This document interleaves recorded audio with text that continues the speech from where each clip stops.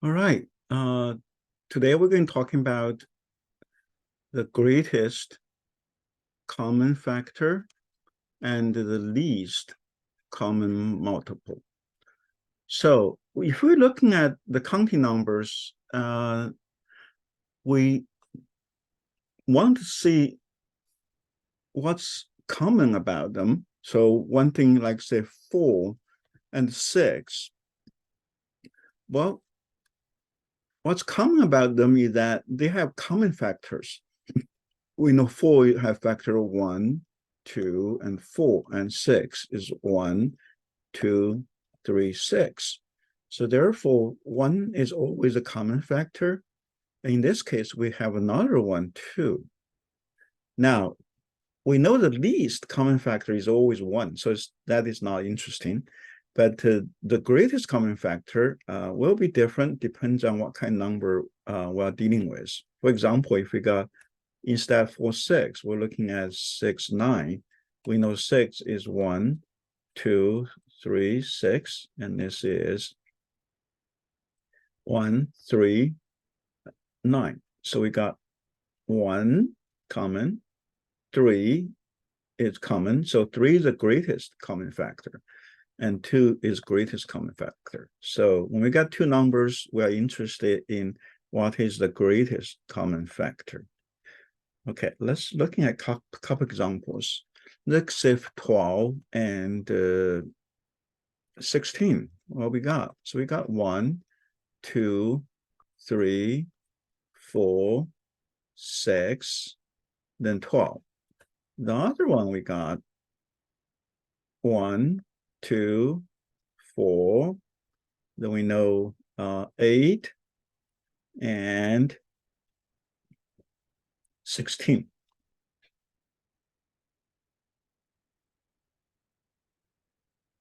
So what is the common? We know 1, 2, 4. So therefore, the greatest common factor is 4. We're going to looking at another example. Let's see what happens. We got 24, and the other one is 12.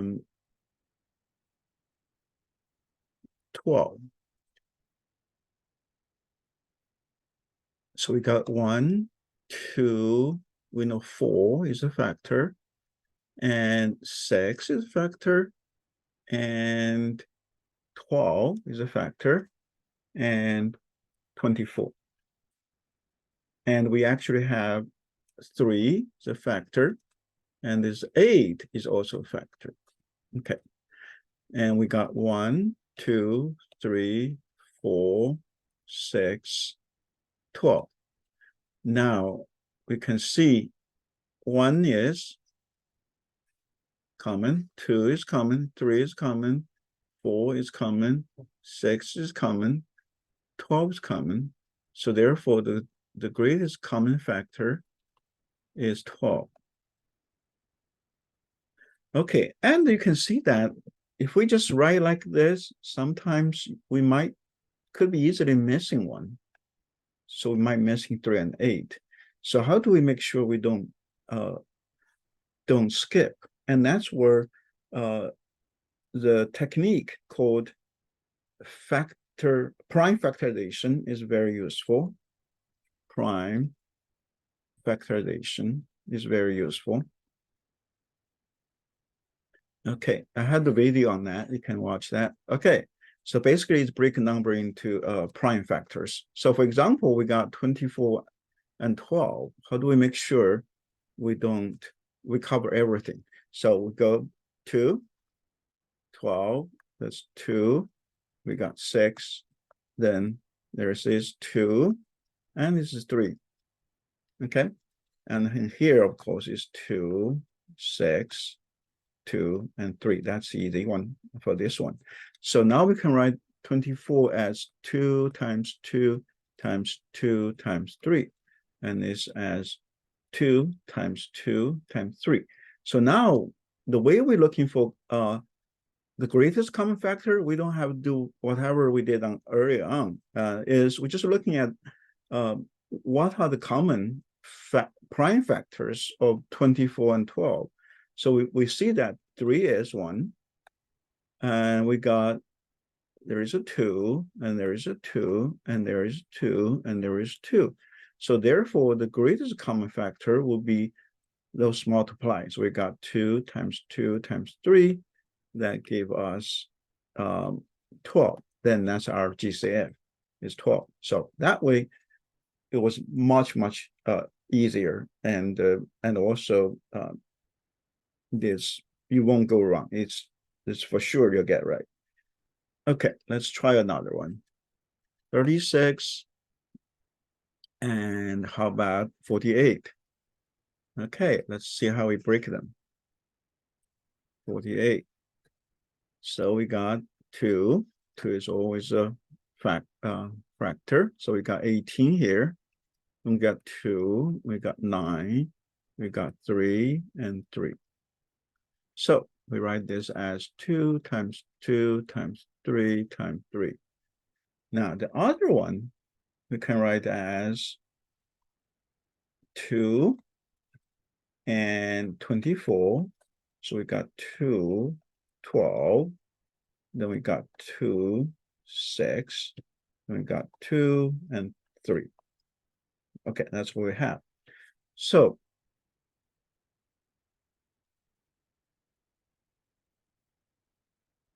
I can write this as 2 times 2 times 2 times 2 times 3. We see what common. 3 is common. We got 1, 2.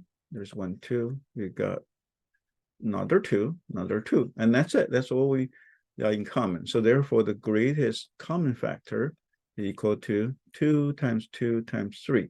That gave us 12. So it becomes super easy to find the greatest common factor. Okay.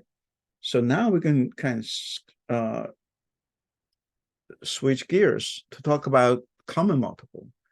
So factor is always less or equal to a number. Multiple, basically, we just say what are we multiply 4 by 1, multiply 4 by 2, multiply 4 by 3, and so those numbers are considered a multiple. So we go 4 is 1, that's 1 times 4. Then we get next one is 2 times 4, 8. Next one is 3 times 4 is 12. Then 4 times 4 is 16, which is keep going. There's infinite number of that. Or we can looking at 5. That is 5. 1 times 5, 5. Then 10, 2 times 5, 15, 3 times 5, and 20, and 25. Okay. Now, there is something called common multiple. That means it's common to those two numbers. So in this case, where is our common multiple?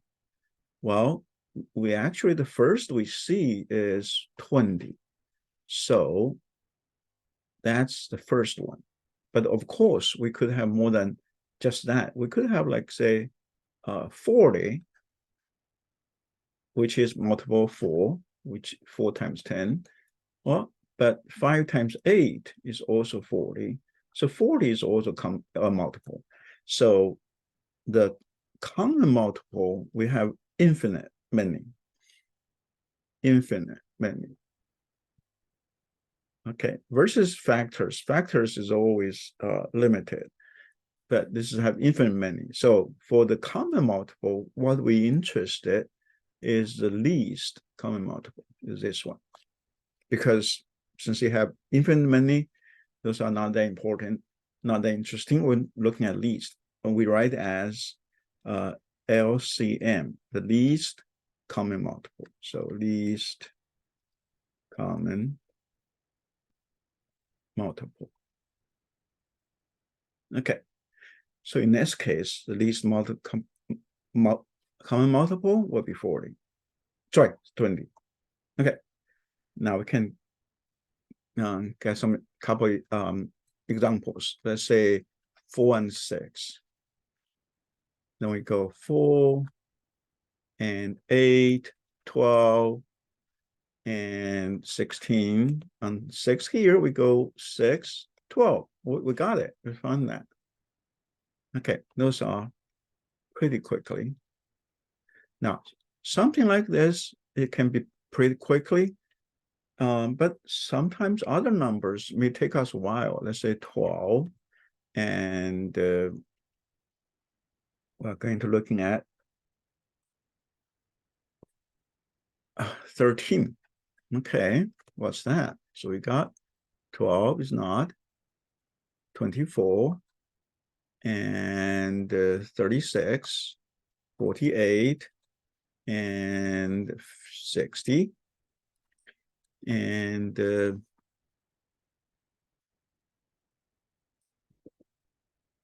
12 times 6 is 72, 84, then we got 96. Well, this one we got 13, 26, and 39, well, nothing in common, and 42, not there. Let me see, 4 times, no, actually 52. Okay. And we got 65, and we got 78.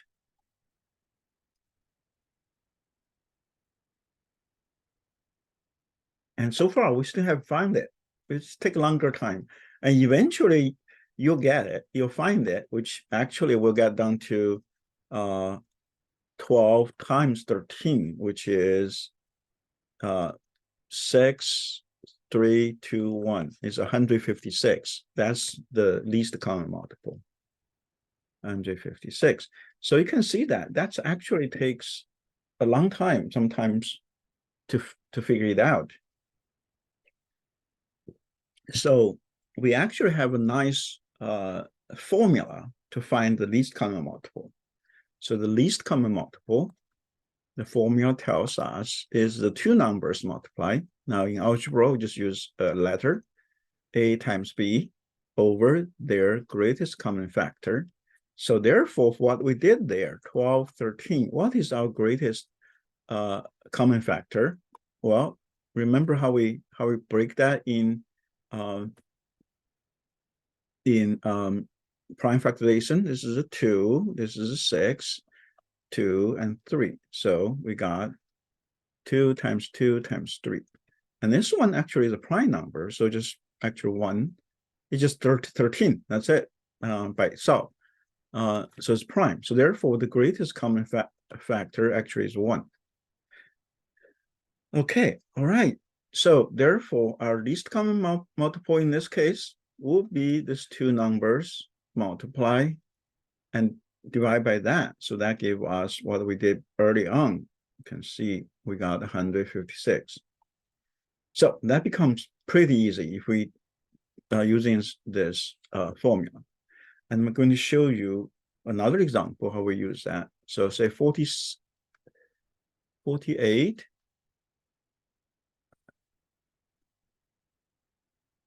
48, and 36. Okay. Now, if you want to list them out, 48 times 1 times 2 times 3 is going to take a long time.